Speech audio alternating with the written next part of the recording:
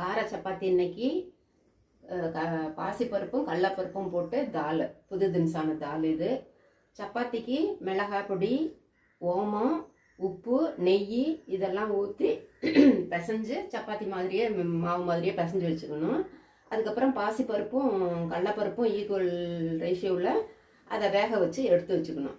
அதுக்கப்புறம் வடை சட்டியில் எண்ணெய் எப்பொழுதும் போல ஊற்றி அதில் ஜீரகம், சோம்பு, வெங்காயம், இஞ்சி, பூண்டு, அதுலேயும் ஒரு தக்காளி, பச்சை மிளகாய் இதெல்லாம் வதக்கிட்டு மிளகாய் பொடி, மஞ்சள் பொடி, கரம் மசாலா,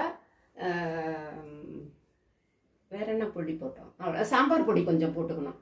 போட்டுட்டு வதக்கிட்டு இந்த வெந்த பருப்பை 1-2 மசிச்சுட்டு அதில் கொட்டிடணும். குடமிளகாய் இருந்ததுன்னா குடமிளகாயும் போட்டுக்கலாம். நான் குடமிளகாயும் போட்டிருக்கேன். நல்லா ஒரு 2-3 கொதி வந்த உடனேயும் அதில் கஸ்தூரி மெத்தியும் கொத்தமல்லி தலையும் தூவி இறக்கி வச்சிட வேண்டியது தான். ரொம்ப சாப்பிட ரொம்ப டேஸ்ட்டாக இருக்கும். அந்த பார்க்கறதுக்கு கடலப்பருப்பு அந்த தென்படுறது வாயில் கடிபடுறப்ப ரொம்ப நல்லா இருக்கும். நீங்களும் செஞ்சு பாருங்கள்.